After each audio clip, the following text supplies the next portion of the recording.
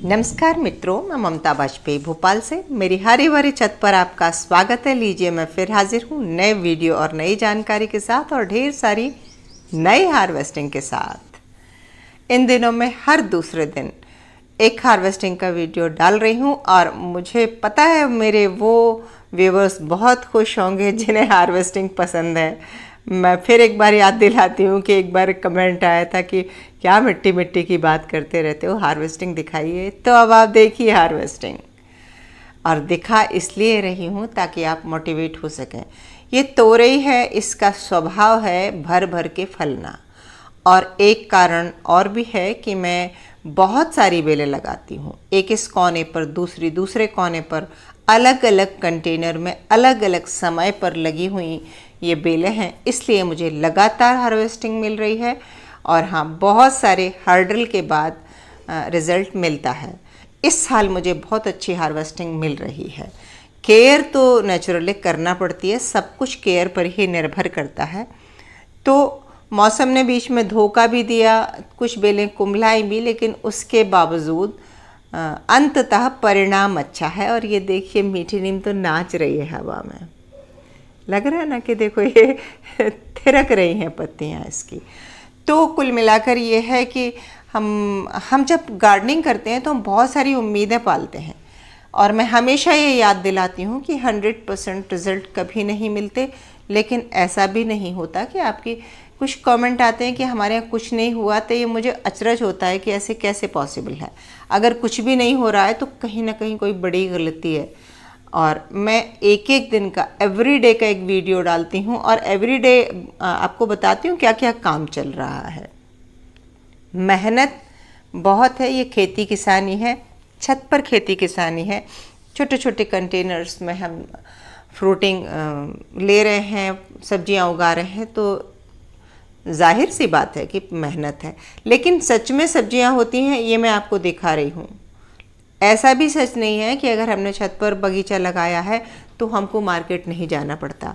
जाना पड़ता है, मार्केट भी जाना पड़ता है, सब्जियां भी लेते हैं। लेकिन मैं तोरई नहीं खरीदती, अभी मैं लौकी नहीं खरीद रही, मैं करेले नहीं खरीद रही, अभी मैं ये 3 चीज़ें नहीं खरीद रही हूँ।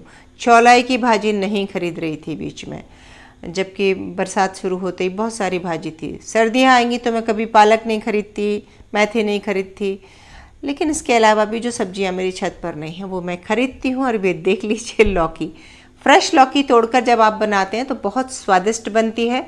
मार्केट की लौकी और आपकी ऑर्गेनिक तरीके से उगाई लौकी में बहुत फ़र्क होता है।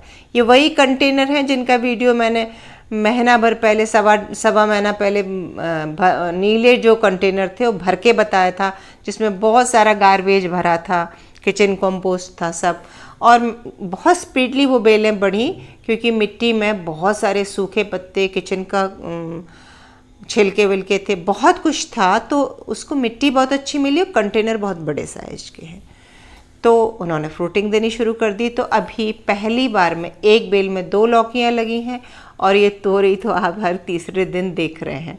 और तोरई का ये आलम है कि खाते नहीं बन रही, मतलब बांटने के बाद भी कम ये होता है, टोकरी हमारी भरी ही रहती है। तो देने का भी अपना सुख होता है, उगाने का सुख होता है, देखने का सुख होता है, खाने का, खिलाने का और बांटने का। सभी सारे सुख उठाती हूँ मैं इस छत से। केवल खाना ही एक फ़ायदा नहीं होता, खाना ही एक सुख नहीं होता।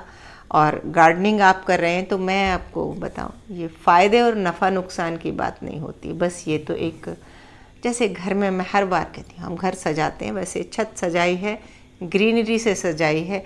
हम बैठते हैं, इसका आनंद उठाते हैं। कुछ सब्जियाँ बहुत अच्छी चलती हैं किसी किसी सीज़न में।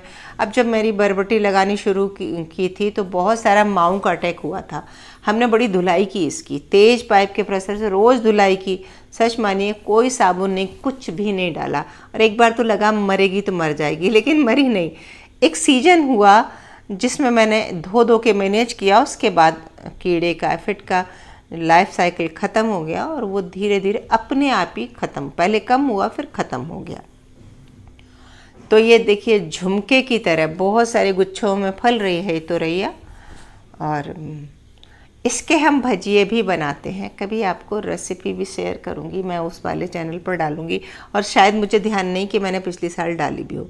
ये तोरई बहुत साल पहले हमारे यहाँ एक लड़की काम करती थी, उसने मुझे बीज ला के दिए थे। वो महाराष्ट्र से थी, तो उसने मुझे बीज ला के दिए थे। तब से ये 12-15 साल, 10-12-15 साल हो गए होंगे, तब से ये बीज चल रहे हैं मेरे पास और मैं हर साल इन्हें उगाती हूँ। लेकिन आपको ये बताऊँ कि साल दर साल उगाने पर इसका एक फल रख लेती हूँ। धीरे धीरे धीरे इसकी साइज में चेंज आ रहा है। जब शुरू किया था तब ये काफ़ी बड़ी थी, हर साल इसका साइज़ थोड़ा थोड़ा छोटा होता जा रहा है और मुझे लगता है इस साल तो और ही छोटा है। लेकिन साइज़ छोटा है तो फलों की संख्या बहुत सारी है, तो हमें कोई फ़र्क नहीं पड़ता। ये छोटे की बात तो मैं इसलिए बता रही हूँ कि ये सारे परिवर्तन नेचर अपने आप करती रहती है। कैसी लगी हार्वेस्टिंग, कमेंट करके ज़रूर बताइए। और हार्वेस्टिंग में मज़ा आया हो तो वीडियो सबको शेयर कीजिए और सब्सक्राइब तो मुझे कर ही लीजिए। नमस्कार।